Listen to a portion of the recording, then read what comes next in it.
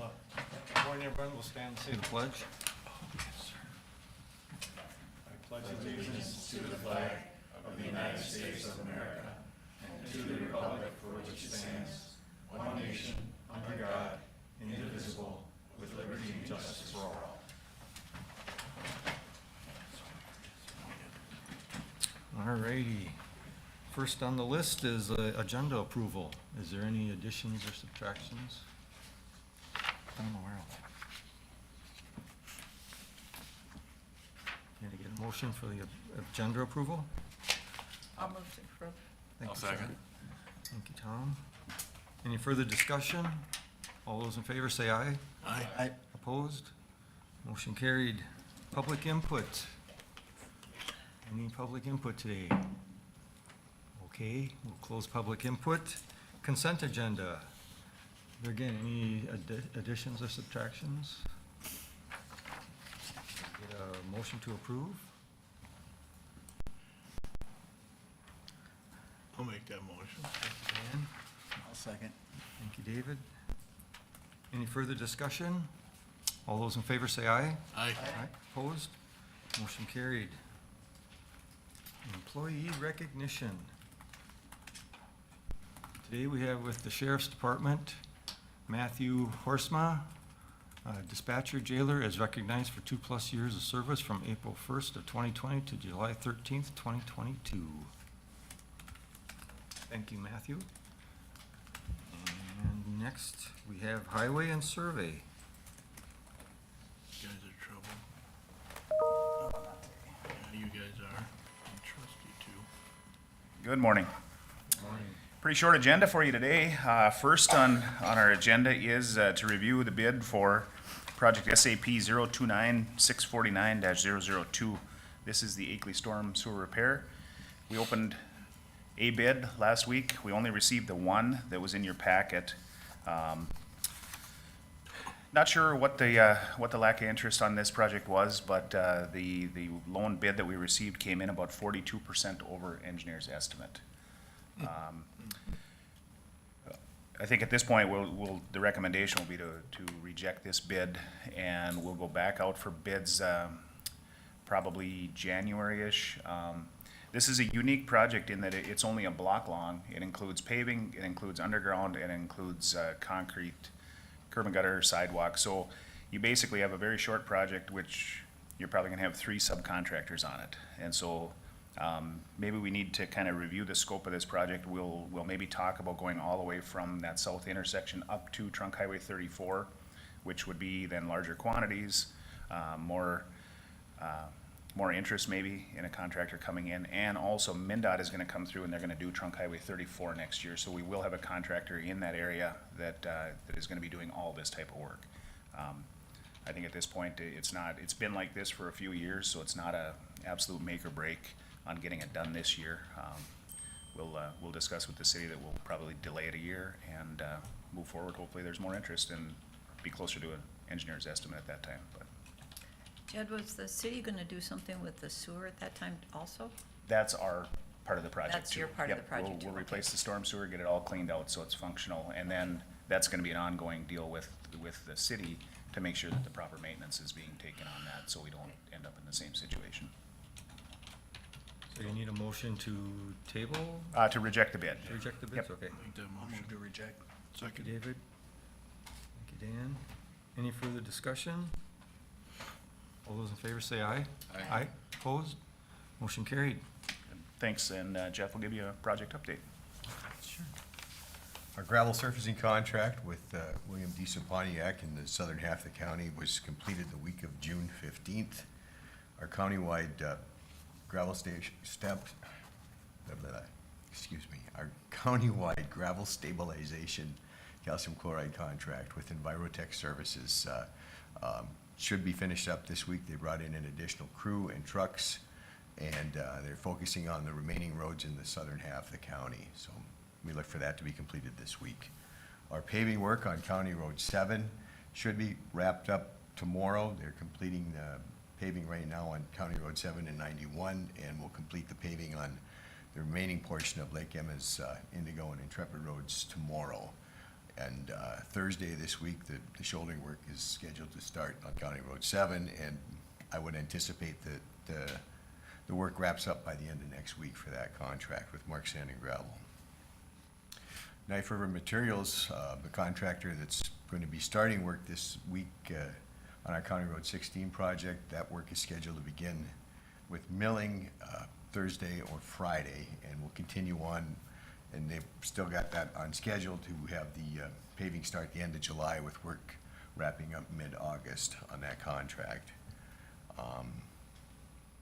That's about it. We are taking bids for our County Road 119 project, so, and that's got our County Road 82 resurfacing and 2 township projects that have been piggybacked on top of that. So that bid opening is July 26th. So that's about it. Any questions? Thank you. Very good, thank you. Judd,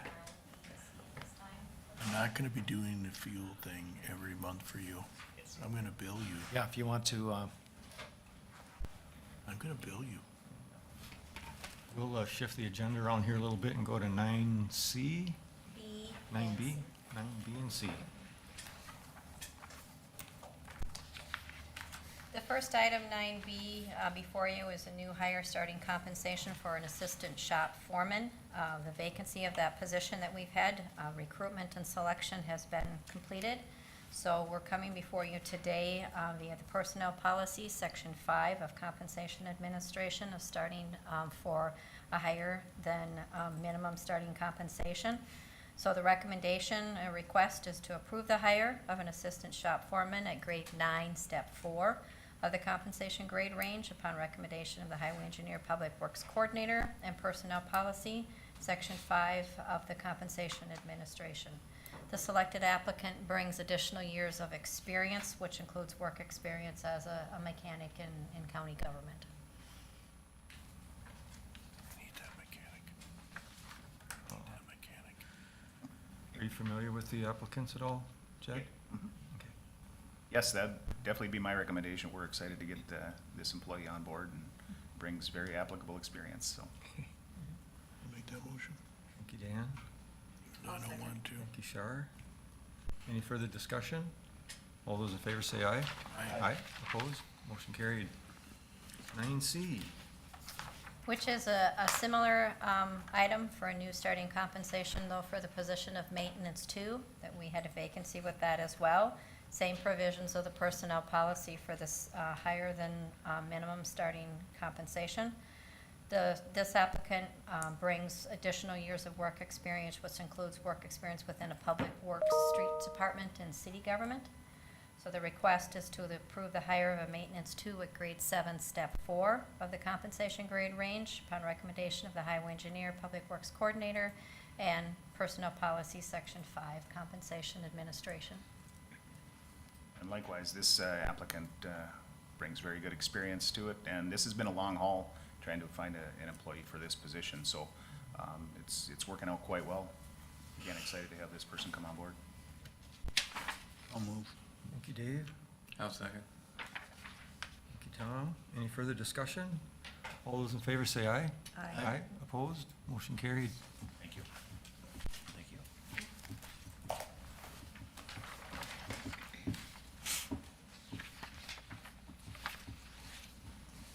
Solid waste.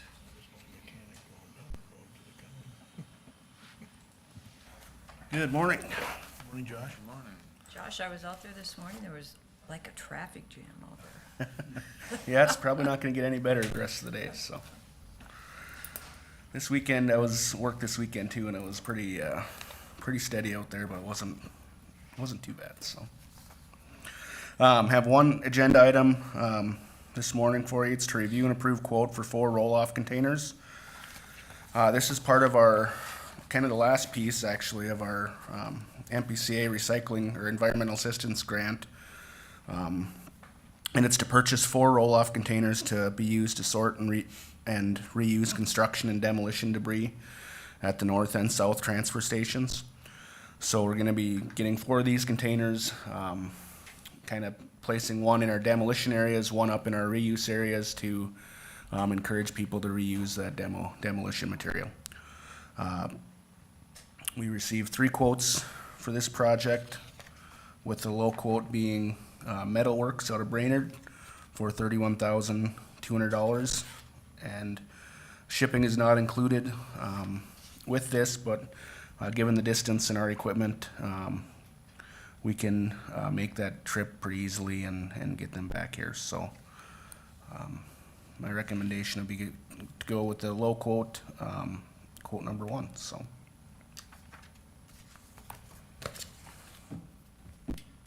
Yeah, I see they all had shipping was additional, so.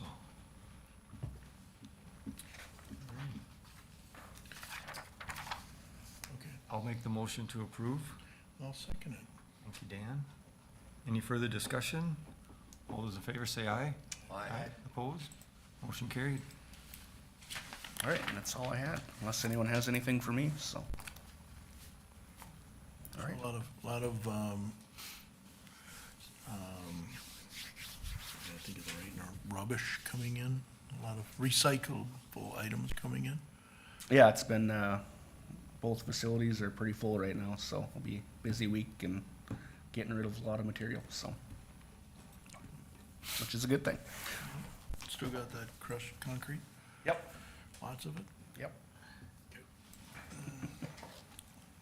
Thank you. Yep.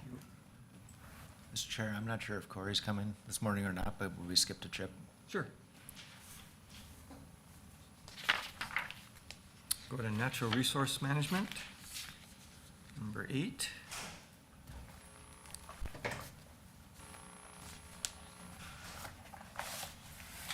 Good morning. Good morning. First item on the agenda is a request for a private easement to the Northern Lights Council of the Boy Scouts of America. It's across two existing county forest roads would be the west side of Bad Axe Lake.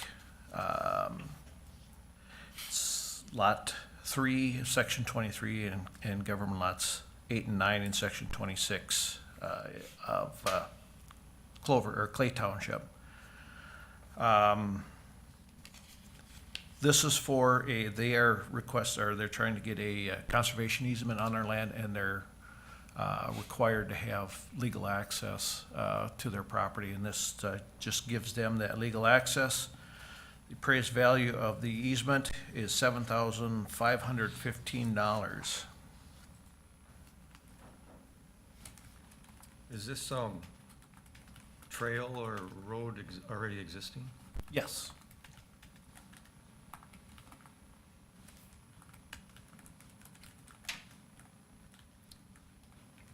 Can I get a motion to approve? Yeah, I'll move to approve. Tom? I'll second. Any further discussion? All those in favor say aye. Aye. Aye. Opposed? Motion carried. Second item is another easement, again, on an existing trail. This is for the sale of some property. There's a 40-acre parcel that is being sold currently does not have legal access.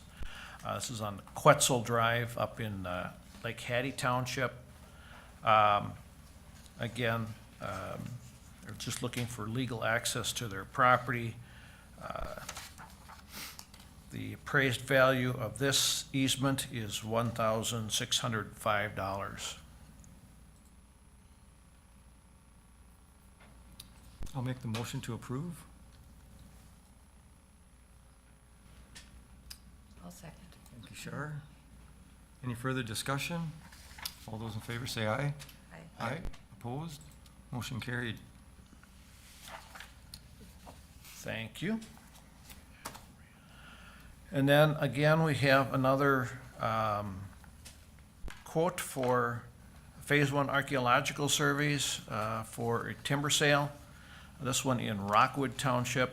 We received 2 quotes, one from Duluth Archaeological Center, which has done a couple of surveys for us in the past, and then one from In Situ is a new company for us. We are recommending the low quote from Duluth Archaeological for a total of $5,005.67, and that's if there is no curation. If there is curation, then it's $6,609.19. So would it, if they found something, would it automatically go to the higher amount? If they have to curate it in the archives or the SHPO, So if we approve the low quote, it will include either or? Yes. Okay. Yep. Thank you. See, there's quite a spread on the two bids. there is, and, we try and get as many quotes as we can. These were the only two that actually returned a bid, but, apparently there is quite a difference between what they feel is necessary. Yeah. When you say curation, do they remove the items and bring them to a museum or something like that? Yeah, I think they take them to the State Historical Preservation Office and curate them in their vaults there. I don't know if they take everything they find, but I think if there's something that they feel is of value. Okay, if something's left, then does that area need to be preserved then for it? It's unknown exactly what they will require. Typically, if they find something, they will just we'll have to do some mitigating factors, such as either cut the sale in the winter, which normally is that, or we would, if there was a concentration, they may ask us to put a buffer around it and not enter that area. So, Alrighty. There's no further discussion. Can I get a motion? You have a lot of choice in the matter, so I'll approve, I'll move to approve. Thank you, Dave. I'll second. Any further discussion? All those in favor say aye. Aye. Aye, opposed? Motion carried. and then the last item on the agenda is a commercial purchase agreement proposal from Golden Warriors LLC to purchase a lot of tax forfeited land in the city of Park Rapids. They are offering $2,000 in earnest money and $100,000 for the lot. We have offered this parcel by auction for $30,000. There is $19,000 of special assessments from the city. So the $100,000 that the Golden Warriors is offering would also have to include the payment of the special assessments. This commercial purchase agreement is intended for a Dollar General store.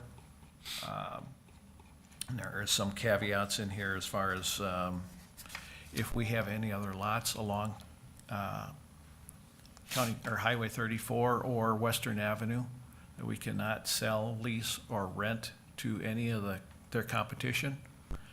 The only thing that we have right now is about a 10-foot strip over by what used to be it's on Grove Avenue. There's an old Quick Change or whatever was over there. There's a little 10-foot strip that goes back behind his building. That's the only piece of tax forfeited land that we have that would be affected by this. So I don't think that's gonna be an issue as far as competition. I don't know if they're gonna be able to fit a store on a 10-foot strip, so. So is this technically an over-the-counter sale? It would be an over-the-counter sale, yes. And I was kind of curious about that because I don't think we've ever seen, or at least I don't remember having any of these come before the board before. Have not. We've never done it this way. They threw out a purchase agreement, and they have to do their due diligence to make sure that there's no zoning restrictions that would prevent them from putting in a Dollar General. that there's any environmental issues on the lot itself. We do have to do some extra work out there as far as going out and kind of taking a survey of the lot, not a, legal survey, but a kind of peruse the grounds, make sure there's no barrels or pails or tires or those kind of things out there, but, they just want us to get out there and we have to mark any private utilities that might be out there. As far as I know, there are none. The lot was never developed, so I can't imagine that there's any utilities in there, but we have to do a little work on it as well, so. So this, it's listed as over-the-counter sale, so if somebody comes in, pays the asking price, they buy it, right? They're asking us, they're asking to purchase it with this purchase agreement, which gives them outs relative to their due diligence in a couple of places. So reviewing the process with Jonathan's like, this form is perfectly fine, and it's really up to the board as to whether or not they want to accept this purchase agreement with their due diligence relative to it. The advantage is we're getting more for it. It's gonna be back on the tax rolls. There's probably very little risk of it not being developed, and I'm not gonna comment on the risk of it being developed. So Jonathan reviewed it, Mark and I looked at it. Because it's available over the counter for sale, we really can't stop anybody from buying it. But we do have to approve this purchase agreement as to form, understanding what their due diligence and what their outs are if something doesn't work out in their development. It's kind of, go ahead. How long has the county owned it? I think we've had it for about 3 years, 2 years, somewhere in that area. I was kind of surprised, the phone calls I've gotten in the past, people were looking at over-the-counter purchases or bidding at a tax forfeited land from the county. They were always unhappy with the price it was appraised at, and then the special assessments and stuff like that. And here you've got a company that's, I don't want to say overpaying, but paying more than what, in a sense, the asking price was. And I see I'm guessing the reason is so that we aren't going to sell any competition, make any competition from our perspective by them. But I see it as a win for the county and for the city of Park Rapids. Any further discussion? And given the location, I don't know that there's anything else that would be developed there. Ready for a motion? Yeah. So there is a commercial purchase agreement, and there's also a resolution that they requested that authorizes the county board chair to sign and it gives him the authority to sign the purchase agreement. They requested that as well, so. Okay. I move to approve and also give Ted the authority to sign the purchase agreement. Thank you. I'll second. Any further discussion? All those in favor say aye. Aye. Opposed? Motion carried. And the only other item I have, I just want to bring to your attention, we received a letter from PRT, who is the company that grows our tree seedlings, and because of the increase in their costs for transportation, energy, whatever else, they are increasing our costs for trees that are for 2023, 8.8%, which is, they're figuring their costs are 46% increase. But because they've done some mitigating factors, they've been able to keep that increase down to 8.8%. So our trees that we ordered this year for next year will have a slight increase in cost, so. Expected. Everything's going up. And that is all I have. Thank you. All right. Sheriff.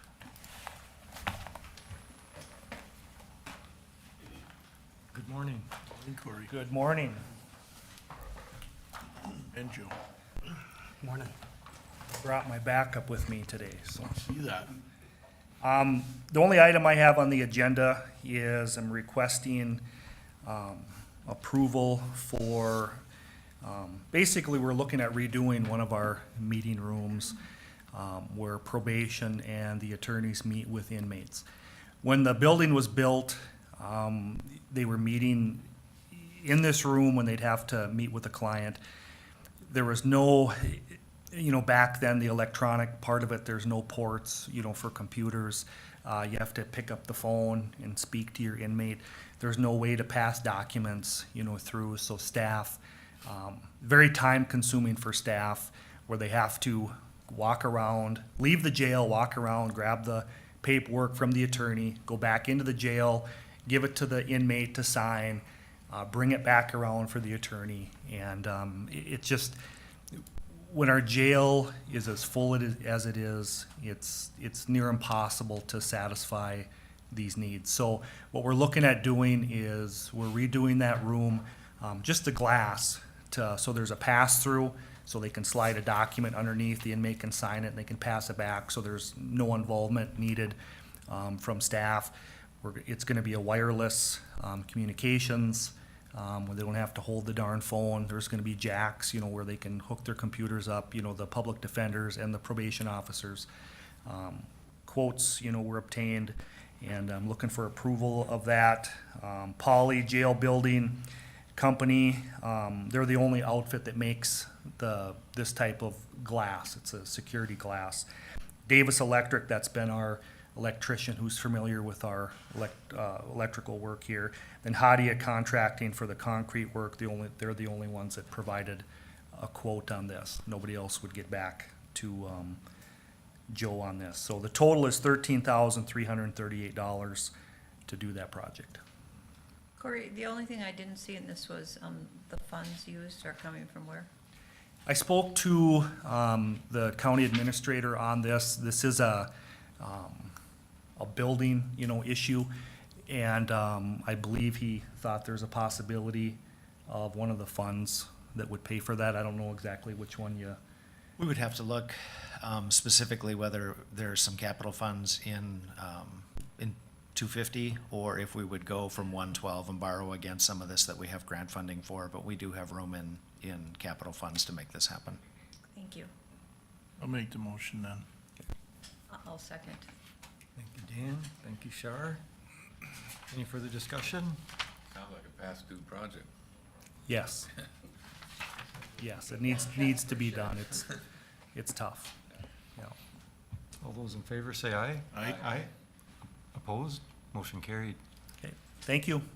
That's all I have, unless the board has something for me. Quiet weekend? Pretty quiet, yeah. We had parades. I did a couple of parades that we were in LaPorte, and then obviously Park Rapids. But other than that, Bad? pretty happy with how it went, so. The rain stopped just in time. It did, just in time. Yeah.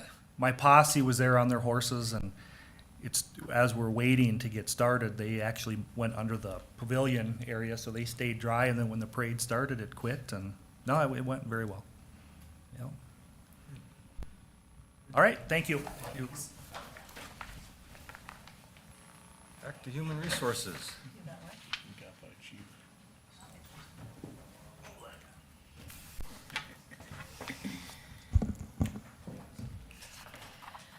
Good morning again, Chair, members of the board. Before you, we have the Facilities Maintenance Department clothing policy request.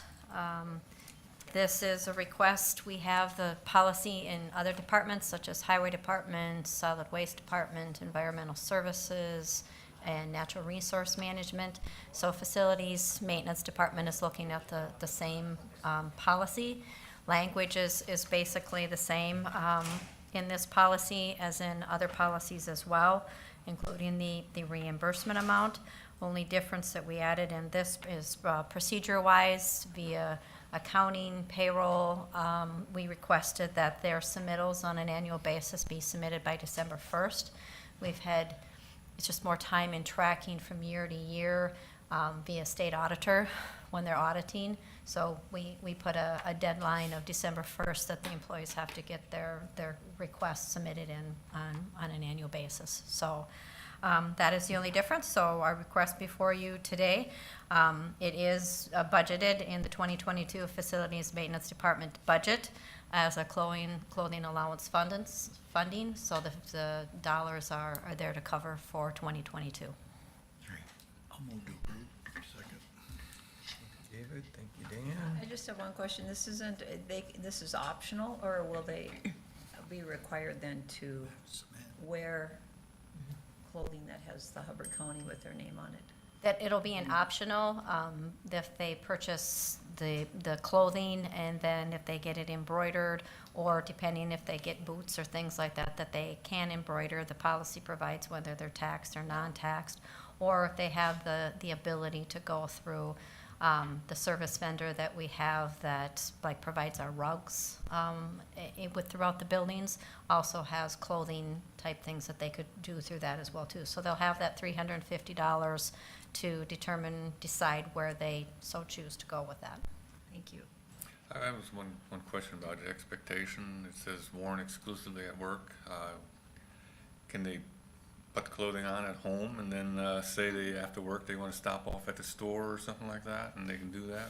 Right, Okay. right, yeah. You know, it's pretty much just not out Saturdays and holidays or, you know, outside of work activities that they're wearing the clothing. And from my perspective, having these in our personnel policy and not needing to negotiate them in contracts makes a lot more sense. So being reasonable with this, in allowing the employees to have the stuff that they need to do their work, especially those wear items that were identified here, on our policy makes it much easier than adding them to the negotiation table. Well, David made the motion and Dan seconded. Is there any further discussion? All those in favor say aye. Aye. Aye, opposed, motion carried. Thank you very much. Thank you. Moving to item 9D on the human resource agenda. Request is to approve and sign the consulting agreement with National Insurance Services, NIS, for a term of 2 years and 6 months, commencing July 1st this year and ending December 31st of 2024 for its initial term, with a consulting fee of $25,000 billed quarterly, paid by the county to NIS with an increase of 2% each year, with an annual increase of 2% for subsequent years. We've had the services of NIS where they have been here to go through the RFP process, request for proposals for our medical health insurance. They've completed that process for us of the RFPs. We're working with them on the final determination and decision-making of those requests for proposals. This would be a consulting agreement with them that they would also partner with us then in human resources for county employees of such items as like our open enrollment. They would be the broker, insurance persons. We cannot provide insurance advice to employees because we're not licensed insurance agents. We can explain the process and explain the products, but to actually go into depth with an employee about decisions that they should be making in their best interest for their situation with insurance. Other items, law provisions that have changed, you know, in the insurance world for us, with that as well too, to assist us and work through us so that we're up to date on those items.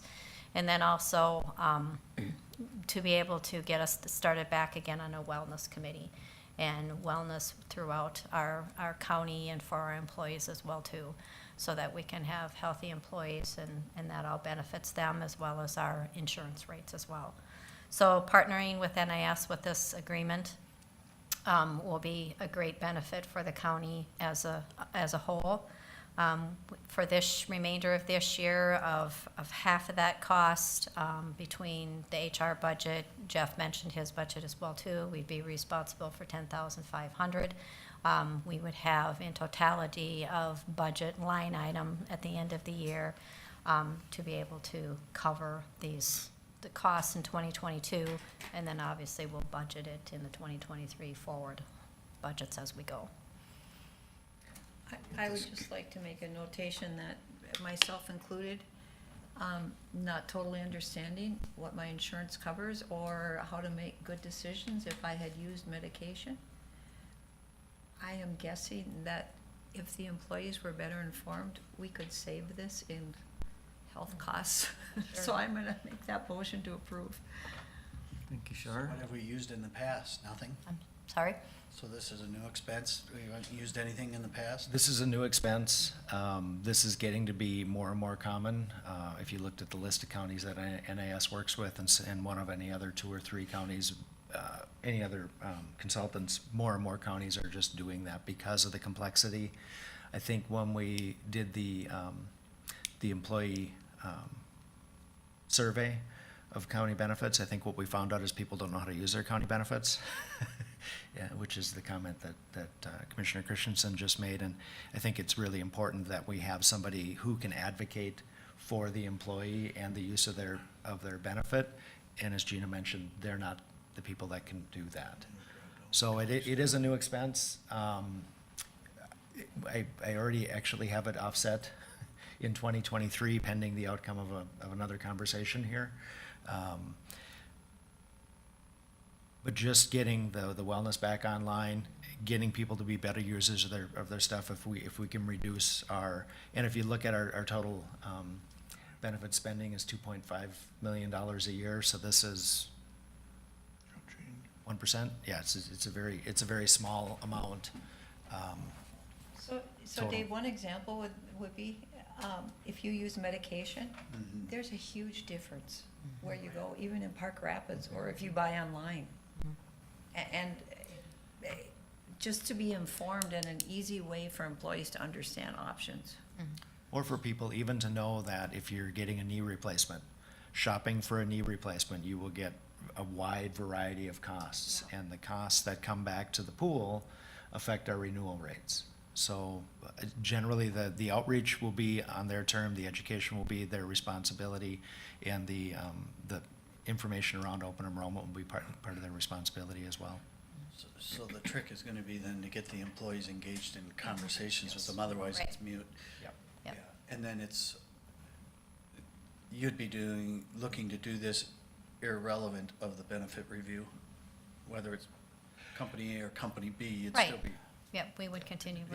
The other role that Gina hasn't mentioned is that they will keep an eye on our expenditures and our spending throughout the year and kind of advise us and give us a heads up. And they'll be looking forward to future opportunities, and their ability to have relationships with all the providers is really a benefit to the county as well. Just because to keep looking forward on what's gonna be happening with healthcare. So what's the incentive to the employee to engage? I mean, are they gonna save some money too, or? Sure thing. And everything we've spoken about here today as well too, the things that have come up is we have a lot of those things as well too already in place. We have the drug location tool. We talk about it every year at open enrollment. That's once a year. So as our technology is improving throughout the county as well too, to get those platforms so we can have more communications out to employees to say, hey, have you gone and done this? And it not be, oh, here comes another email from HR. I don't want to have to look at this, or I don't have time to look at this. So it's platforms of how we can get those, communications out to them, not just on a once annual basis. To backtrack a bit too, on your question earlier, Commissioner, of history, when the county previously was with the Northwest Service Cooperative and through Blue Cross Blue Shield, they had I don't know if she was a broker or consultant as well too, Tammy, but I can't think of her last name. But anyway, she helped advise on the coordinator HR side of things, answering questions of legality, but maybe not as much as being able to come to employees and saying, okay, this is how you should set up your portfolio of insurances. Through that, my understanding would be is that there was a cost that was built in with the cost of the premium, was how she was reimbursed. But your observation is accurate, that for employees to see the benefit of this agreement, we will have to work to engage with them, and this 2.5-year contract will give us the opportunity to measure that. I'll just go by my own personal, I hate looking at the stuff.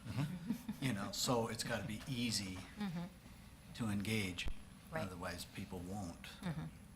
Yeah. And Shar made the motion, Second. Dave was second. I just had a question about the $25,000 and it says billed quarterly. So is this 25,000 for the 2.5 years, or 25,000 for a year, or 25,000 every quarter? 25,000 annually, Okay, billed quarterly. The 2% increase would start January 1st. okay. And the retainer that we paid earlier this year to have them come out and do the survey goes towards this first year's 25,000. So which is why when she said we owe 10.5 left, that doesn't seem like it's half, but it, The math wasn't working. the math doesn't work out, Yeah. but, so yes, there's a lot of clarifications because we're doing this mid-year. Okay, perfect, thank you. Alrighty, so there's a motion and a second. Any further discussion? All those in favor say aye. Aye. Opposed? Motion carried. Thank you. Thank you, Gina.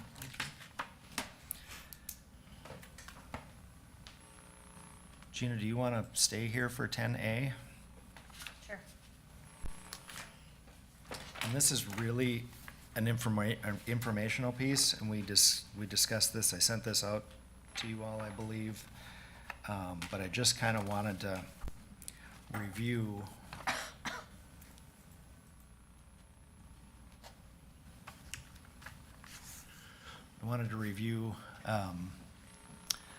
This page is a reminder of the positions that we added in 2022.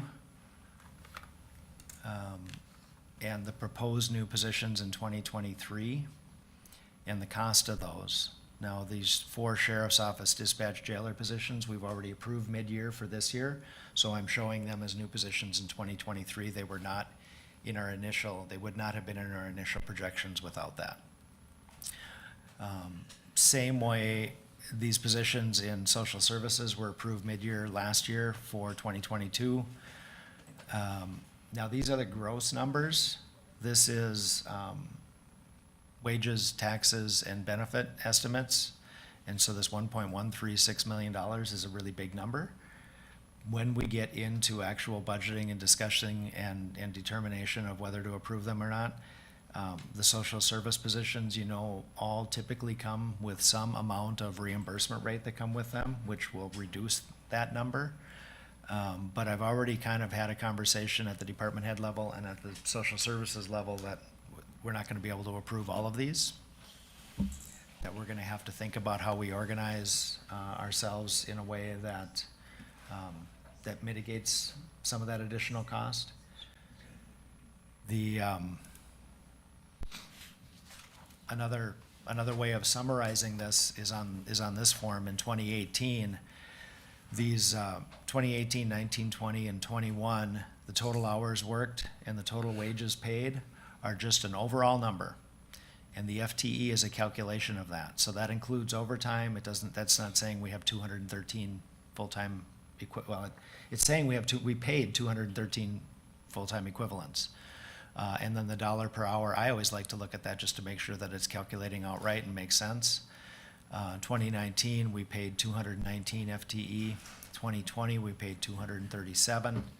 2021, we paid 238. And 2022, we're estimating we will have paid 255. Now, that might come down, but that was based on May 1st. So that was first quarter, or first 4 months of the year. That was based on the first 4 months of the year payroll.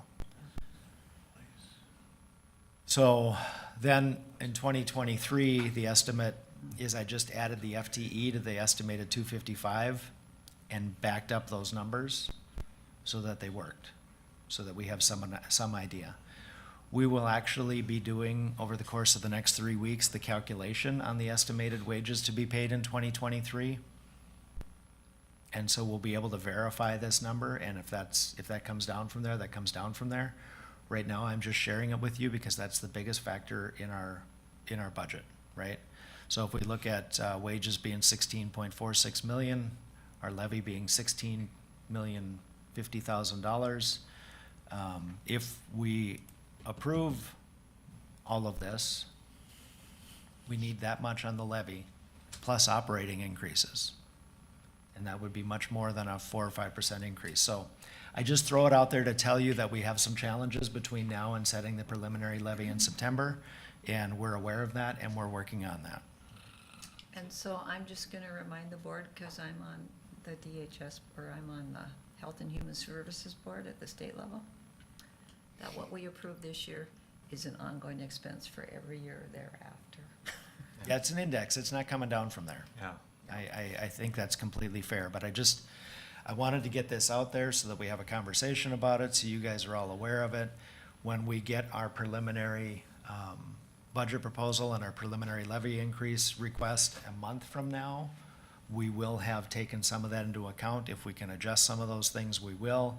If we showed revenues to offset that, or, as I said, if this number is adjusted after we do our work. Like I said, right now, I'm taking 255, I'm adding the FTE to that, and I'm backing these numbers up, just using ratios, and I wouldn't trust those to be accurate, but that's what our work is the next several weeks, is to work with Kay's office and put those numbers together and get those estimates out there. So there's a lot of big moving pieces, and we need to be cautious about that, but we already approved 70 times 4 is 280, and that's a healthy chunk, and we didn't have a choice then. We needed those positions. I can make a very good case for most of the other positions that have been added here. The request for a collections officer, I will tell you, not having anybody specifically assigned to work with collections on the county level is costing us money every year. Yeah, that's important. Relative to the other numbers, we have and are gathering the documentation on the need for the positions. We will then be working with the value proposition of each of the positions and showing what other revenues they bring with them or don't bring with them. But I really wanted you all to see this and hear this a month out before we get the first number, because I don't want the first number to surprise anybody. And in the next 3 weeks, we're gonna be working to bring that number down as much as we can with the staff that made the requests. Can I ask a question already about one of the positions? And I probably would have questions on others, but this one just kind of jumped out on me. It's the natural resource, the pro land commissioner. That looks like in your flow chart, that's an equal position, yet the staff comes under the land commissionership. So what's this position all about? So the position request, and as you saw in the org chart, is going across is if there would be a retirement within 2023. PARA, Public Employee Retirement Association, has a phased retirement option.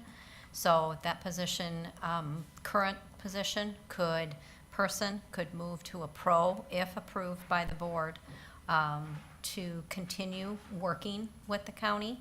The county did this not long ago with the county coordinator position that stayed on for a few months of the transitioning from being the county coordinator to a new county coordinator coming in. Same concept of a land commissioner leaving to a new land commissioner coming in.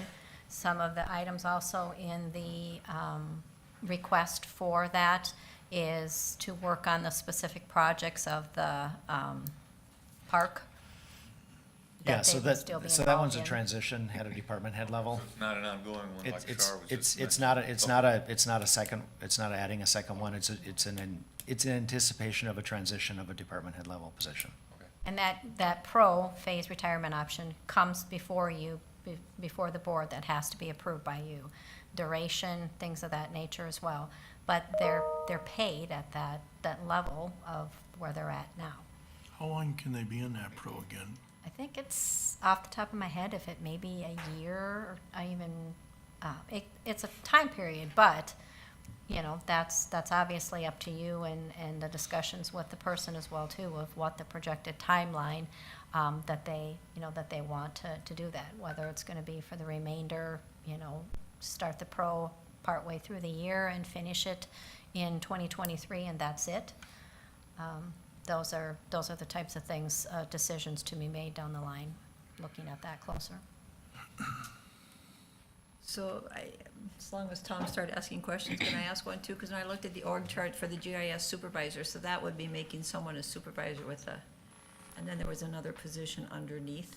Right, yeah. So, could you explain the pros to moving to a supervisory position? Supervisory position, there is a statutory definition in the labor laws. A supervisor has the ability to hire, to do disciplinary action. The supervisory level types of duties would be added to that role. So with one employee then below that. Options are lead worker positions, as you look at the organizational chart as well too. We've utilized that concept in a lot of departments where we have, that staffing level that they're only going to supervise, although a lead worker does not supervise. They don't hire, they don't discipline. They basically help with the assignment of the work in training and project management type duties. So from another perspective, having some opportunities for movement or progression within the department allows us to hire people. If they come with a higher level of skills, it allows, basically we'd be creating a different position, and we would have the ability to have them in either one of those positions. And because we're not changing the FTE complement, the financial difference is minimal. It just provides us the opportunity to hire the right person in the right position, Yeah, or that's to what- yeah. or to recognize somebody in that position with an internal promotion and then give them the additional administrative responsibilities, as Gina was mentioning. But there's a couple of different areas as we're working through our classification system where I'd like to build in some steps, not really steps, some different positions within the organization so people have the ability to progress throughout that without actually necessarily filling them all. So if we've got an office of 2 people, but we have 3 positions in there, we have a trainee, we have a specialist, we have a supervisor, we would have 2 people and they could be in any of those positions, but based on the market and based on who we currently have in the staff, we'd fit them in the one that works best, meets their experience. So this is really, in my mind, it serves the purpose of creating an environment where people believe they have an opportunity to work and get a promotion, which doesn't really happen in a flat organization. But it also provides the opportunity for us to reallocate some of those administrative and supervisory responsibilities when we have that opportunity. We're anticipating that if this is approved, that would happen in 2023 in this specific instance. But sometimes we'd ask to create those positions with only a future intent to use them and not a specific intent to use them. So this GIS supervisor, the 5,100 would be a pay increase for somebody? Just wages. So the supervisor would have a higher classification level than the technician, and that would mean that they would, that's kind of an average from one position to the other in the wage increase for the year. Wage and taxes. 'Cause who could live on $5,100? Yeah, no, that's the just the difference. increase. So budget-wise. So that would be, if that's, the board's choosing of that philosophy, whether then we would have requests of other lead worker positions that would move to supervisor positions, as well too. My only concern is mission creep. Once you kind of establish it, you have to stay focused on why they were established and not forget and think, oh, we have a position to fill, Yep. just to fill it. Yeah, and I know that, And as I mentioned, the documentation for all of these requests will be coming to you along with the first information. So there's a lot more than just on these numbers. The goal of today's So I don't know if there's a way you can identify in the org chart or where you're identifying these positions and identify that they're not really separate positions. Yes. They're just placeholders. Mhm. So people understand, I mean, I might not be here 4 years from now, or Yeah, Yep. yeah. people don't realize always why they were created, and then that's where the creep comes in. And we currently don't have that, so what our org chart is displaying is the positions that we have, whereas this request, in this instance, we do have on there as showing, Yeah. 2 positions with the budgeted amount of filling within a complement. I mean, Yeah. looking at what we're dealing with, I mean, this is kind of like a shot across the ball. I know there's a lot of moving pieces here, and that's part of the strategy, but if it gets forgotten what it's for, Yep. this is what's gonna come at you every year. And yet, I think what the board will actually be approving in the budget is a set number of FTE by department, so that should help to, Yeah. if we've identified 3 positions within the assessor's office, right? And we can bring somebody in who hasn't quite achieved their certificate or their credential yet. We have somebody who's fully credentialed, and we have somebody with their senior credential, right? We're recognizing people for their education level and credentials and that. But the number of people we have in that department is this. Yeah. And based on their credential, they're gonna be placed in the appropriate classification. So the background work so that we won't be showing a position vacancy with this. We'll be showing the option of having different places to put them. So, yeah, that documentation is important. But the background, the request for all of these, you'll see copies of all that before we get to the first conversation about that. I just kind of wanted to throw that big number at you, so you were all as concerned about it as I am. Yeah, and I was too, because 2019, from 2019 to what's projected possible for next year, it's roughly 50 employees. And I know that, I think the majority of the board was concerned about the staffing levels and not being too high, comparing to what the general public is going through. And I made the joke earlier today before the meeting about how we can't get any employees because they're all going to work for the county. And I have each of on this page where I'm showing the annual hours and wages and FTE. I have that broken down by department so we can actually take a look at it, and you're gonna see that a lot of them have gone to public safety. And we've done that out of need, we've done that intentionally, we've added other positions specifically for good reasons. So we don't wanna just go back and say, in 4 years, we went up 50 positions, it's a big number. And again, I don't trust this 270, it's probably really closer to 264, but still a big number. And there's always vacancies and stuff like that. We don't like to budget for the vacancies. I don't wanna balance the budget on assuming that we're gonna have a vacancy rate over the course of the year. But you will see all the other background on this. Today, I was just letting you know that in our preliminary work, we've got some work to do before we get to September. And I will share that in a couple conversations over the last 2 or 3 weeks, publicly, everybody wants more staff for public safety. Until you tell them what it costs. And somebody's gotta pay for it. So there's a happy balance there, but everybody wants it, but until they see the price tag.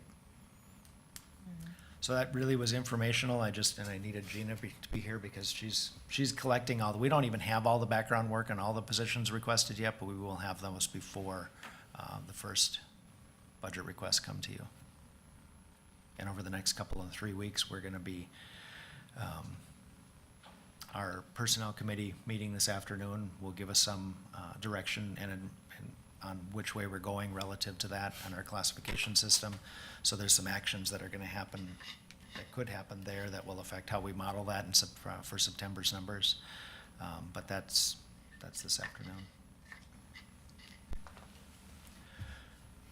If you do have specific questions about those, feel free to bring them up, but know that most of them will be answered when we prepare the packet of the requests in there, and I will come up with the documentation that Commissioner Delahunt is looking for to show how we show an org chart that doesn't necessarily say we're filling all these positions. We have these available depending on the makeup of our current staff. And we still haven't actually created that stratification yet.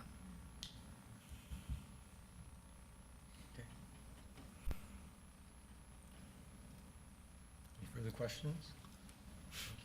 On to the next.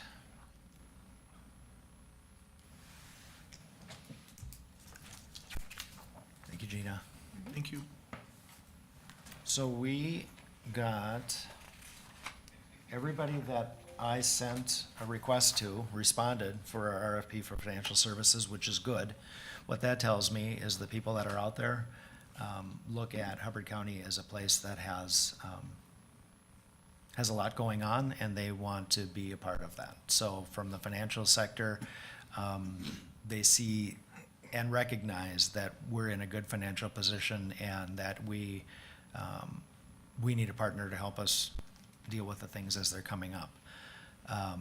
I sent this out to you last week. There's a lot of pages in it, 195 pages in it. I've been through them a couple of times. I have a recommendation that we would bring 3 in for interviews on the 19th. But I would kind of like to have, hear your discussion before I would make that recommendation. So one thing I noticed when I went through, you know, they all serve different counties, but there was a couple that served the northern part of the state, and then, you know, others that served the southern part. And so, I don't know if that plays into it or not, but obviously, a rural county is way different than a metro county. That is, I would think that's a fair thing to factor in. Another thing to factor in is what we asked for. We asked for somebody to give us around financial services, a proposal to provide financial services that include bond management, debt management, financial long-term planning, capital planning, economic development planning, and we put 2 specific ones in there relative to our tax capacity in Enbridge and the changing market, and making sure that we coordinate and work with our partners related to economic development. So when I went through there, I only saw one proposal that addressed all of those elements. And I saw others that addressed a good number of them, and I think I saw two presentations that were kind of boilerplate. But I don't want to spoil the surprise without your discussion or your thoughts on that. I didn't make it to Kay's office prior to the meeting. Do you know what our rating is right now? I do not. Okay. I do not. And I'll Kay was ask her out that. last week, and she's out sick today and tomorrow. Oh, okay.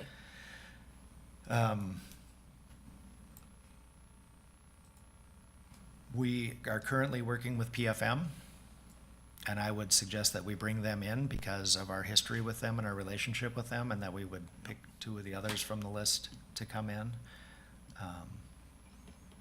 There was 2 that I noticed, and I don't know if they're the same ones you noticed. It seemed like a template, and they just put in Hubbard County and stuff like that.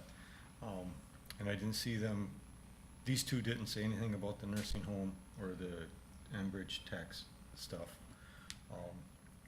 I noticed a couple did, or 3 of them did talk about the nursing home and the bonds and stuff like that. But I think only one of them really kind of addressed everything. So to me, there was 3 that stood out and 2 that I thought fell by the wayside. So which of the 2 would you eliminate? Baker Tilly and DDA.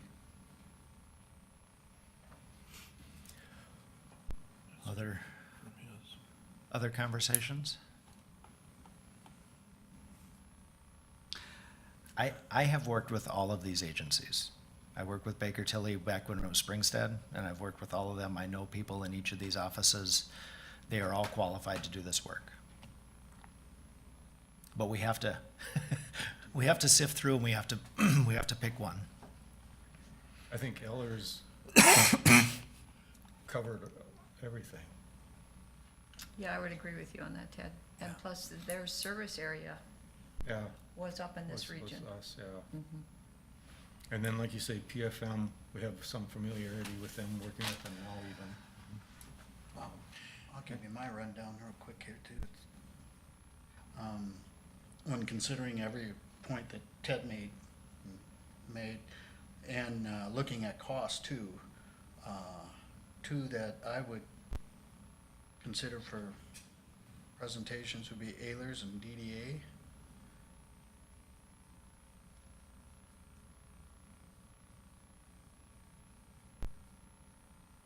And PFM or My not PFM? comment on it. Or not Ahlers- PFM?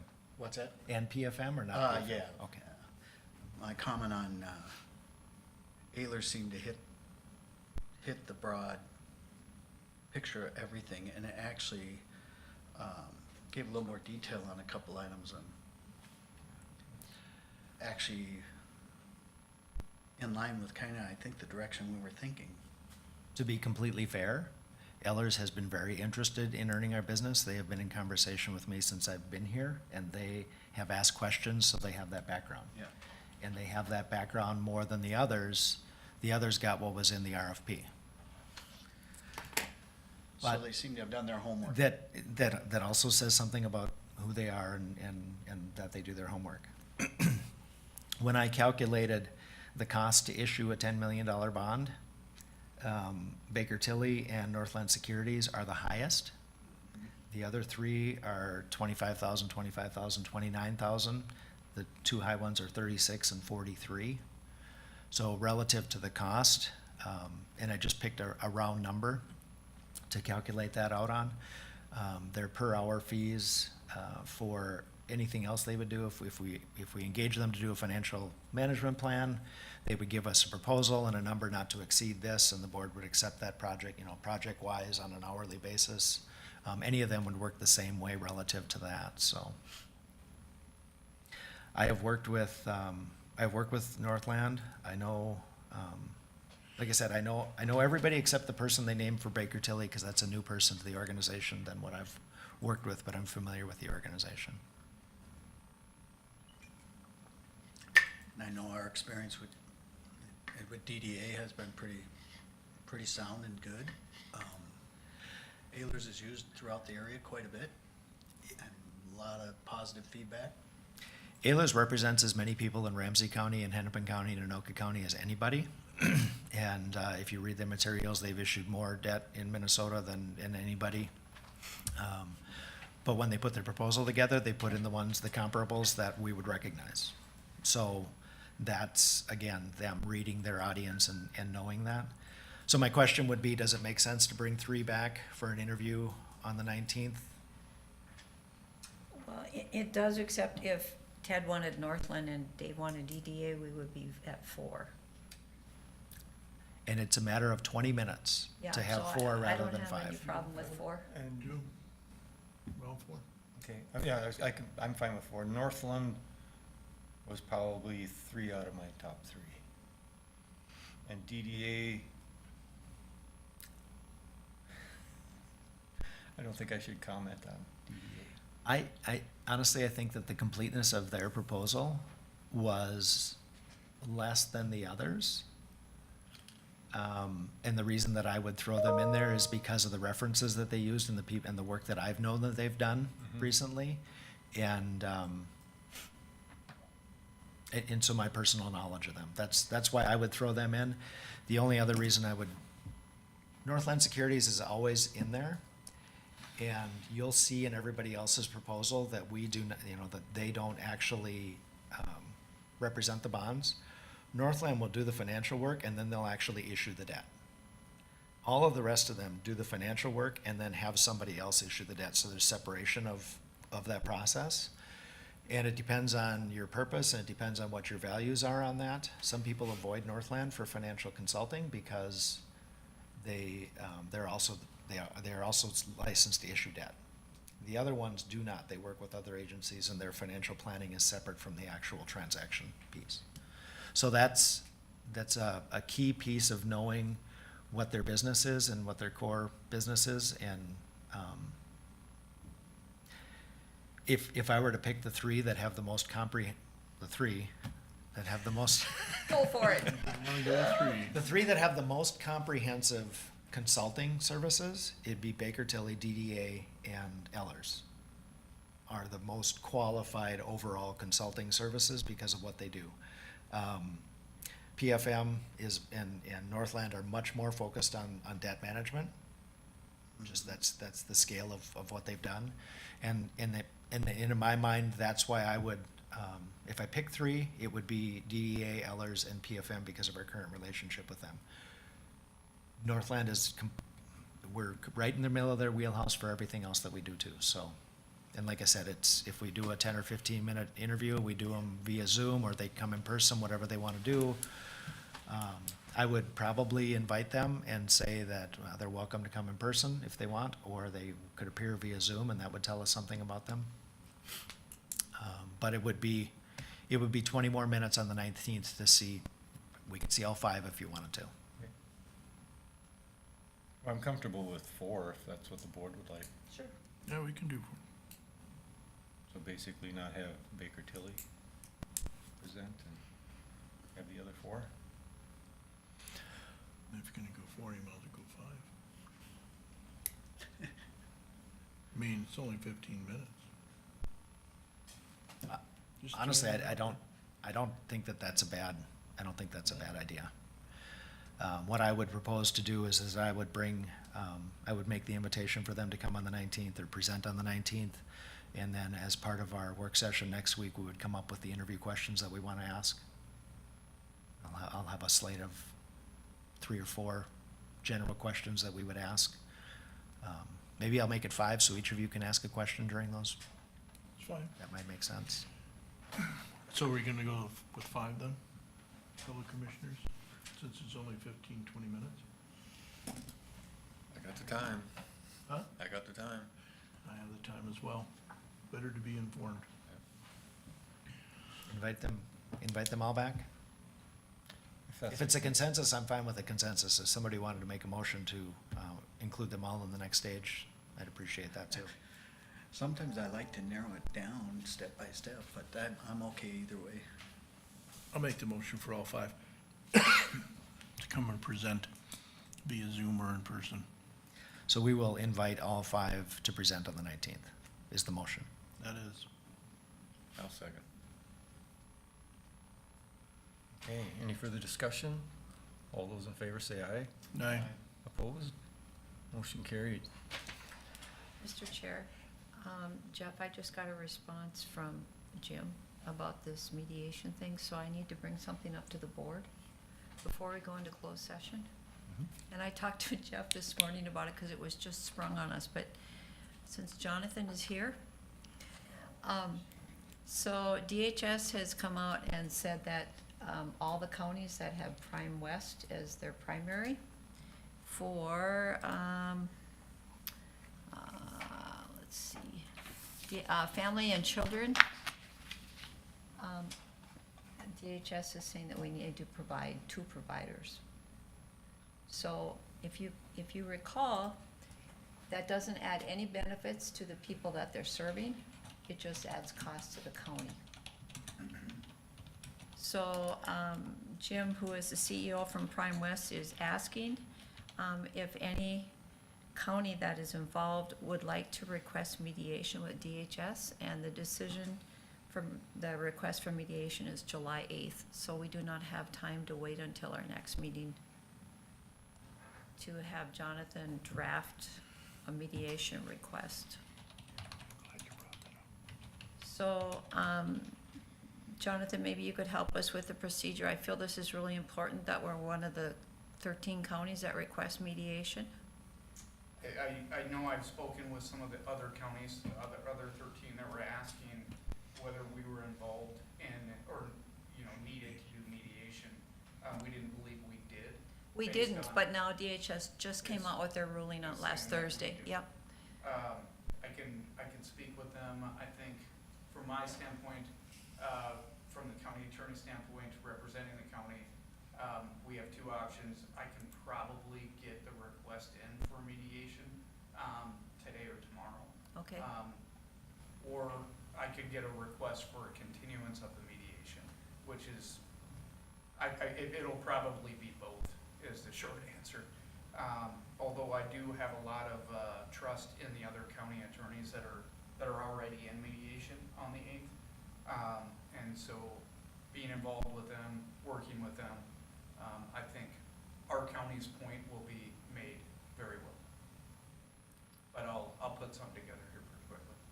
So do we need a motion? I'll make a motion. And I want to clarify what that would be to direct the county attorney to initiate or to join the mediation request relative to the Prime Health. That sounds right. To Prime West, not Prime Health. Yes, I'm sorry, to the Yeah. Prime West decision. Yep, that DHS made. Okay, I'll make that motion. Okay, Shar made the motion and Dan seconds. Any further discussion? All those in favor say aye. Aye. Opposed? Motion carried. All right, I got work to do. You do.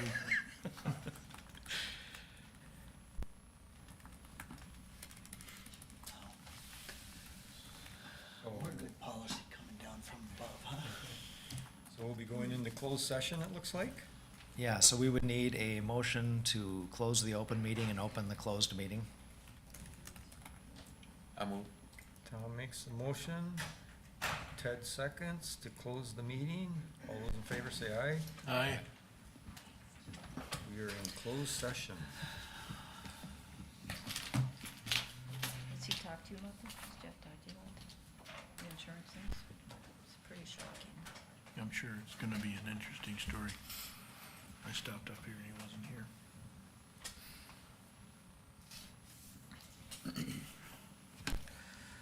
So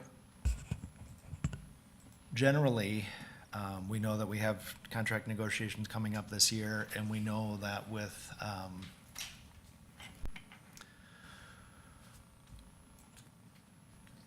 the economic system or situation that we have, they're not gonna be coming in and asking for 2.5% increases, right? So relative to the health benefit RFP, I'm gonna just blip this over here so you can see it. They're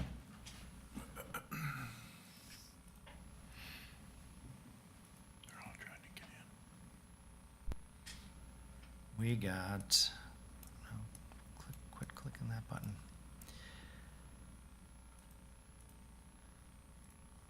So relative to the proposals we got 8 or 9 proposals, but we got 3 that were competitive, and we are estimating on Prime Health, because we weren't able to get their numbers, they wouldn't be able to get them till the end of the month. I was estimating at 6%, we knocked it down to 4%.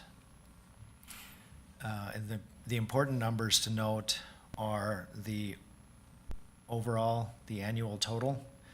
This is the total amount of premium that we'd be paying if we have 184 contracts and they line up the way that we currently have them. That's the only way to compare them apples to apples. You can see that all of our proposals from Blue Cross, from MHC, Northwest Service Cooperative, and directly from Medica are less than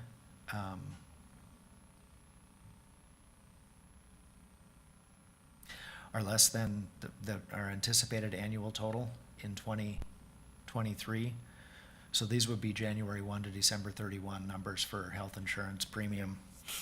The employer portion, the employee portion, the only number that's actually valuable there is the first line with Prime Health, because all the other ones presume some amount of policy related to how we're gonna split that and what the benefit would be to the employee and what the cost would be to the employer. But it's really hard to look at that 2.587 versus the 2.877 number and not see $300,000 worth of savings. And if I can interject, I'm sure you're gonna get to this, but just to help the board understand, even the annual total is different. Hey, from- wait 1 second. So I've been told that, maybe we're not in a closed session and they can hear and see everything?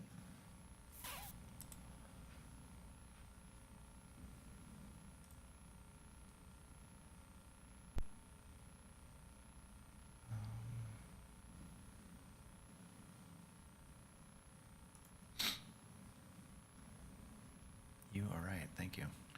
Sure, that's fine. good job as a senior.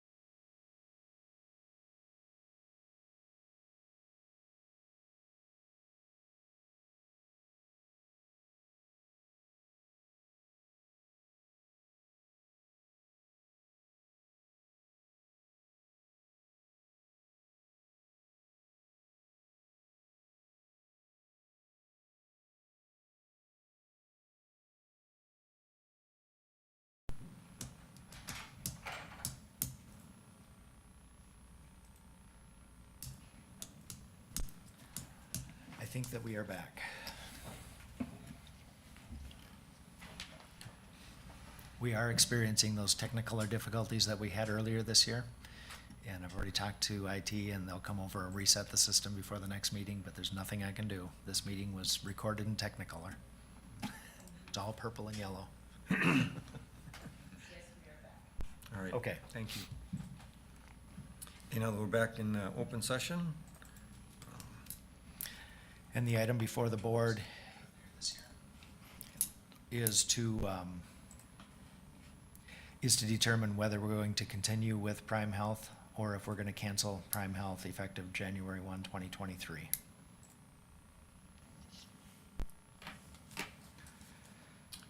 I'll move to cancel. I'll second. Thank you, Tom. Thank you, David. Mr. Chair, I would just like to note that I am currently on the Prime Health Board, and I will still be voting. Okay, thank you. Alternative. And Dan, you're the alternate, so, I am the alternate. alrighty. So there's been a motion and a second. Is there further discussion? I would just like to say that comparing the plans, the savings to the county is justification. And also the change that would be beneficial to the employees would be justification to cancel the Prime Health and move with somebody else. Thank you. All right, all those in favor say aye. Aye. Aye. Opposed? Motion carried. Next on our agenda. Excuse me, so Jeff, will you be sending a letter this week? I will work with Bill to draft a letter on county letterhead, and they will send it on our behalf. Okay. But yes, it'll get done this week. All right. Next on the agenda is committee reports. Dan, would you like to start? Let's see here. Okay, so yeah, Northwest Juvenile Training Center, we had Mindy's review. The process then goes up to the judicial system, to vote, ask questions, things of that nature, and set increase. And, I did not receive a single phone call from any of our judicial, service members, which I'm gonna assume that they were pleased with, the recommendations coming from the board. That being said, I did make, extension meeting, because of my other job with, problems with mechanical issues. So, that's all I have for you, Okay, Mr. Chair. thank you. I'll do Heritage, and Dave, if you want to do HLDC. So we had our Heritage meeting, they're still plugging along. There haven't been a lot of changes, they're trying to hire staff to get rid of the traveling nurses. Let's see, they upped their incentive, for July for new hires from 1,000 to 2,000. And then, this was just interesting. There's an estimated 400 assisted living and 40 skilled nursing homes that are estimated to close in 2022 in the state of Minnesota. There's still a staggering 23,000 open positions in the state.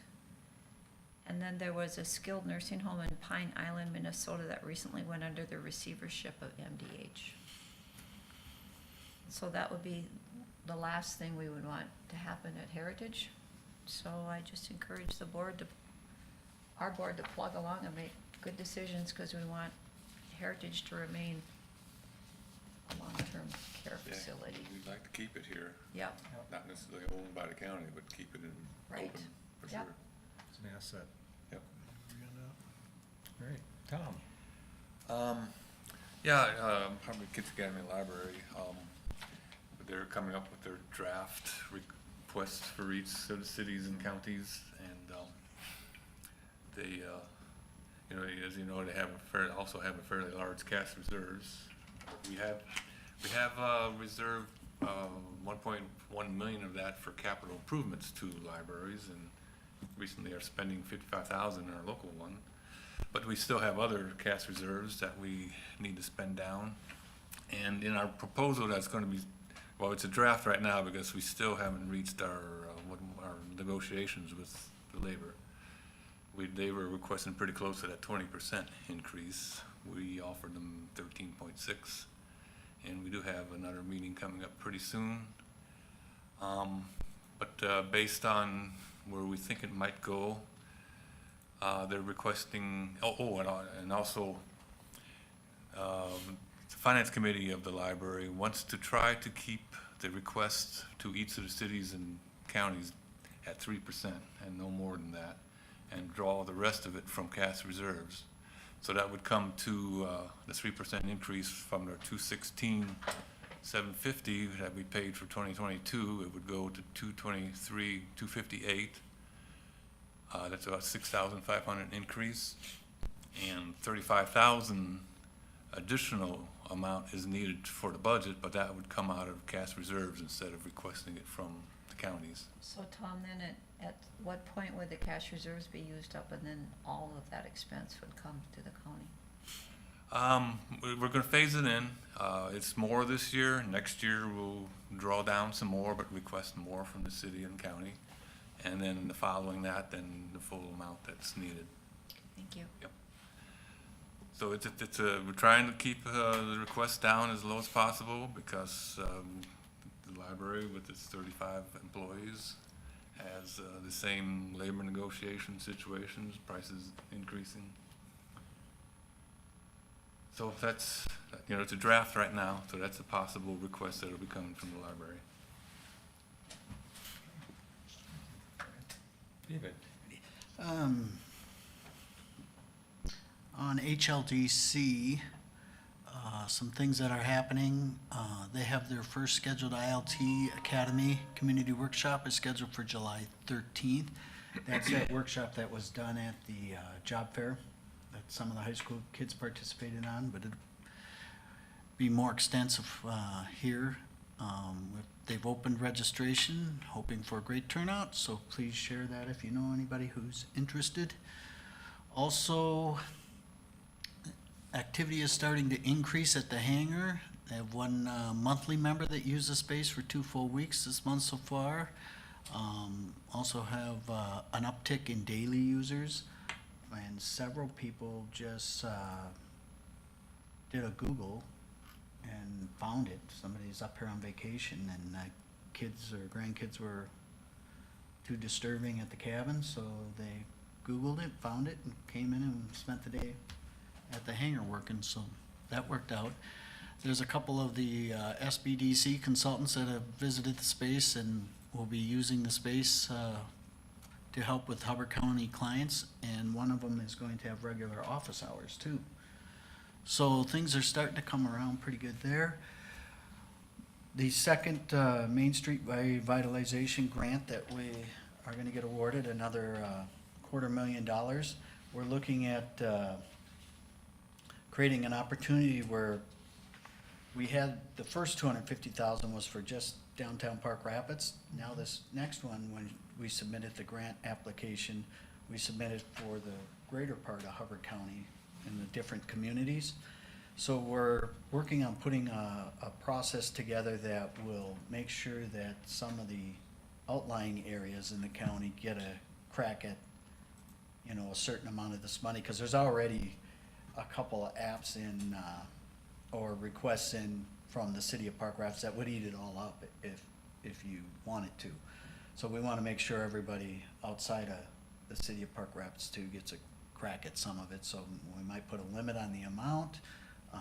We might just grab a pool of that $250 and say this is for outside.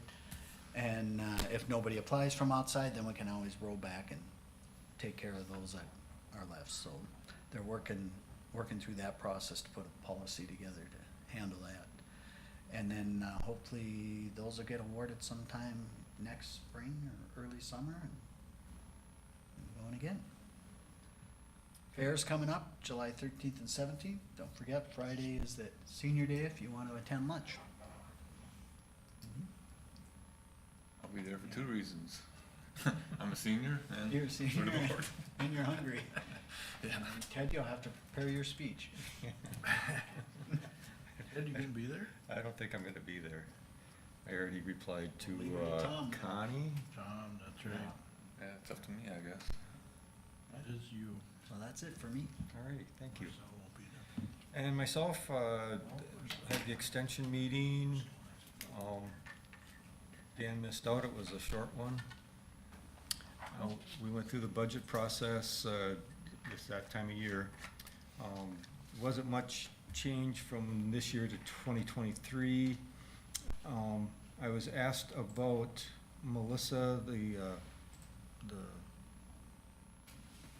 assistant or secretary, I don't remember what her position exactly is. They wanted to confirm that we had okayed her, they couldn't get a summer intern, so they were gonna have Melissa pick up the slack.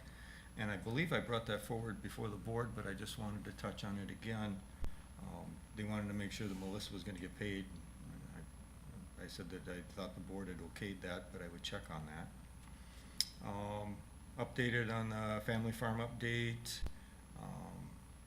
Talked about the fair. We're again having a family celebration on the 17th, I believe it is, and then ice cream after that. I had an update on 4-H. Looks like there's 138 youth with 55 volunteers. Touching on the fair, I guess they're gonna borrow horse stalls from, is it Wadena County? Yep. So they're gonna be able to have horses at the fair this year. Everybody was excited about that. Let's see, I also had a Mississippi Headwaters Board meeting. There was one variance request there, for on Lake Bemidji. There again, you've got a non-conforming lot, of record, and they're trying to horseshoe as much as they can into that smaller lot. There was a slight increase in pervious surface, but there was also the requirement that they have a stormwater plan, which everything looked good, and we okayed that. We also had the DNR Commissioner, Sarah Storman, come and discuss the sheep ranch parcels. The DNR is looking at backing off on buying the conservation fund lands, assessing everything across the state, and making one big purchase. But with the sheep ranch, the board's already okayed, this board's already okayed it, the funding is already there, the Lessard Sam's money is there. There's a conservation group, I can't remember the name of them, they're gonna put $1 million towards it. So everything is ready for the sheep ranch, and we were trying to convince Sarah and Andy, who was there with the DNR, to try to get the ball rolling on this, and they did basically agree with us, but you know how government is. It takes time, and they'll check into it, and hopefully that will be going through. Monday night, I filled in for Tom at the park board meeting when the meeting was at Deep Lake. It's the first time I was there. I'm sure in its day, it was quite the layout. Going into the lodge, it seems like 1970s kind of stood still in there, but it was still, some of the boards on the walls are, this wide from old growth trees, the timbers, stuff like that. I know some of the park board members were hoping that some of this stuff could be salvaged. I don't know what the county's plan is for demo and stuff like that, but I just wanted to kind of put that out there. There was some buildings that we did not go into because we felt that it was a risk just walking into them. There's an old maintenance building there that's pretty much a concrete block garage. It still seems sound. I didn't notice any cracks in the walls. We went inside, I didn't notice any leaking or anything like that, so that's a building I think could be saved, definitely. Saw the concrete amphitheater, whatever you want to call it. Mother Nature's taking over. It's all the trees growing up and that stuff through it. Some, underneath some sections of it, you could see, there was probably some erosion, and that's why those parts collapsed and stuff like that. But like I say, I'm sure in its day, it was quite the gem. I just kind of wish that I would have seen it back then. Chip had brought a side-by-side, so I was allowed to, Chip and I and another member did the whole loop around the lake, kind of looked at where some of the walk-in campsites and stuff would be. Of course, right at the very beginning of the driveway, right off of number 4, they talked about where the bigger RVs and that would be, the day area down by the old lodge and stuff like that. I think it's quite the opportunity. I think there's gonna be a boatload of money that's gonna have to go into it. But like I say, with the opportunity that's there, it may be slow going, but I think it's something that hopefully eventually will come to fruition. Well, add to that, Ted, at Second Street Stage Thursday night, they had set up the display and stuff, and overwhelmingly positive response. I think they talked to 87 or 100 different people, and all but one were very favorable and excited about it. And I know like the Rotary and the Chamber of Commerce here in Park Rapids have given support to it all and everything too, so it's, And going along with, the things to save, I think the Historical Society would be the one to get involved for preservation. some of that, yeah, like the chandelier, the wooden chandelier that's there, that's quite unique, but even the foyer where you walk in, the rock work that's on the floor, and even outside, the concrete work there a little bit that's overgrown, but you can still kind of make out the pattern that used to be there. The small rooms that were available in the lodge there, the doors, like, there was so much unique stuff in that building. Like I say, I wish I would have seen it back in the 70s. And I can add for, the SWCD, they said they, of course, they wouldn't help with the actual demo of things, like the amphitheater and both of them sitting really close to the lake. But once that stuff is removed, they probably can get some grants to help with restoring that area. Okay. So that's some funds that could be available. Yeah, and I'm sure there's gonna have to be permits and erosion protection and all that kind of stuff when that Yeah. concrete stuff gets They're taken very, out. very willing to help with that Yeah. part of it. It's not, the concrete isn't solid. If you get down there and look, it's basically 3 or 4 inch slabs that were poured in place. And there's some metal reinforcement and stuff like that. So it's not gonna be easy, but when I saw pictures of it, at first I'm thinking, oh, you're gonna have to get jackhammers and all that kind of stuff in there. But looking at it now, I think, I don't know if a track hoe or something, or a grappler would be able to work its way down, maybe down and then across the side or something like that, but. I don't know why they put it in like that. I've seen some amphitheaters where it's just a matter of terracing the ground and then putting in posts with seats on it, and that was it. Why they went to that expense, I don't know. When it does come time for them to demo that, I would like to be there just to see how it's done. Yeah. And that's all I've got. But I got, the reason I couldn't go to that, well, one, I've already been there, and Ted had the opportunity to go, but, had an extended planning commission meeting, which I needed to be there. There's gonna be about 4 things coming up on our future agenda. I'm pretty- Easy, big boy.